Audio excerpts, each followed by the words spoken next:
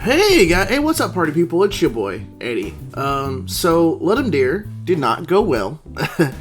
As an amazing meme once said, I'm not gonna post this.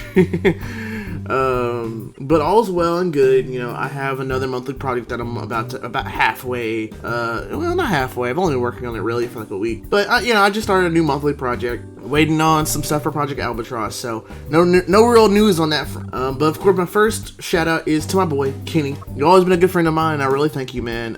Your kind words are always great. And of course, if you guys like this more vloggy type video where I don't show my face and I just talk, almost unscripted. This is a scripted video, by the way, but most of them aren't.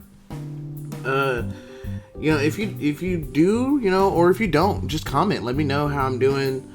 Obviously, don't forget to like, comment, subscribe, dislike if you don't like it, and of course, share it with your friends. If you think that someone would like my content, don't be afraid to show it to them. I'm not embarrassed of this.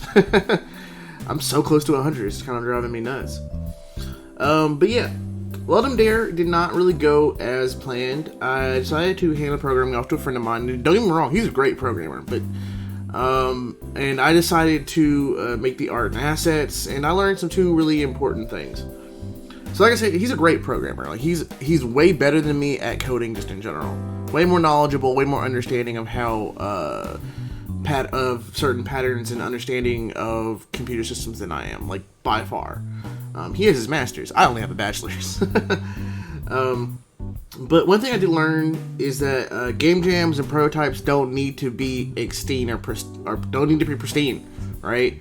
You don't have to show off. It's really more about getting something interesting, functional, and new down, right? I always kind of knew my programming style was a little more quote-unquote ad hoc. I don't really know the better way of saying it right now, but didn't really need it to be. It's more slapdashed and less fully planned. But I didn't really know what the benefit was until this week, until Ludum Dare, right? I can get things done a lot faster than than I did if I planned everything. And in a larger project, I mean, that would be the best. But for a prototype, that's kind of good. You don't really need to have good performance as long as the idea comes across well, and it plays well. It doesn't have to be. It can be buggy. You don't have to make code that isn't buggy because people are expecting it to be buggy. It's 72 hours. It's more about function than it is about form. Even if it does look beautiful, which it can. And of course, number 2 is don't make source control. Yeah, don't do that. Don't make source control. I thought it would be great to have a backup for a backup in Git, but afterwards, it causes a lot of problems, right? If you need to collaborate, you don't need it, or you're gonna FSU. But yeah. Okay, on a side note, I have been working on another monthly project, calling it Project Cybersword. It's a joint perspective game, kind of based on Golden Sun, if you guys ever play that RPG. The twist is that you can't understand the words that are used as spells, right? So you kind of have to learn the language almost to understand what each of the spells do. And it's a language, like not a very crazy one, but I did write grammar and spelling rules. So each of the symbols actually has a meaning, right? So it's actually a good change of pace from what my other monthly projects have been, because my other monthly projects have been really not even big, but just extensive games like strategy, grand strategy, stuff like that. So this has actually been a lot smaller in scope, and it's actually gone very well. Usually it takes a good half a month to get most of the basic stuff done and get the system itself working properly. But this took me about 3 or 4 days to get most of it done. Like, most of the core systems are already finished. So it's just about, iterating on the RPG systems, like the dialogue, characters animations, and doing the overworld leveling and level design and puzzles and stuff. So, how does the game work, right? Okay, so like I said, a simple isometric RPG on the surface, on the overworld. You run around the level. It's 3D. You know, you can run, jump, and stuff.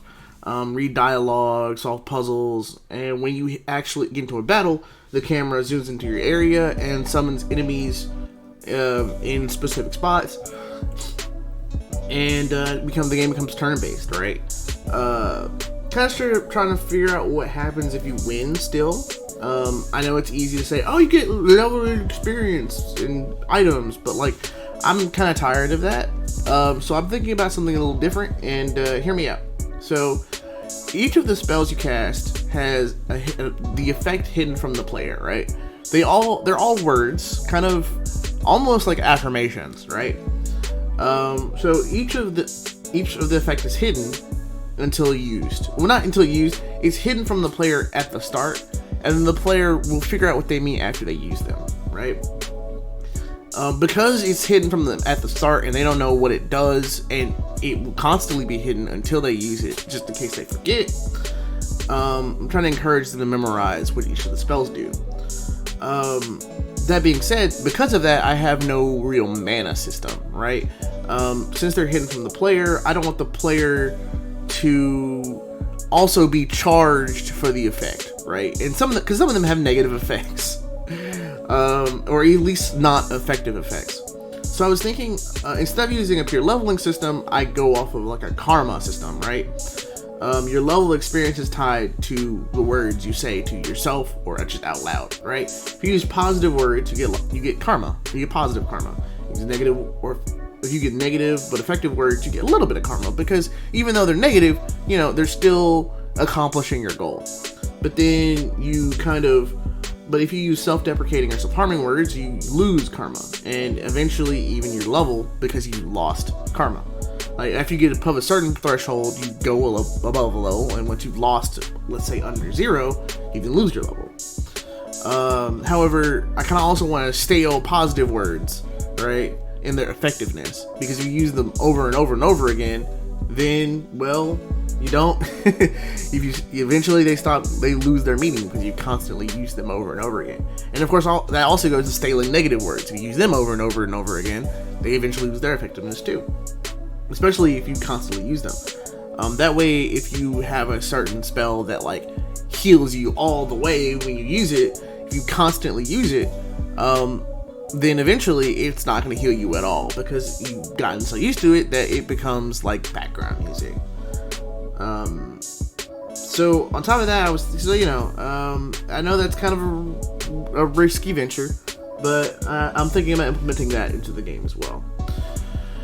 But yeah, no, tell me what you guys think about that. I think that's a very interesting idea, a very interesting system. I'm sure it's been done before, but I don't know. It feels like something I could do. And yeah, hope you guys are having a good day. Peace.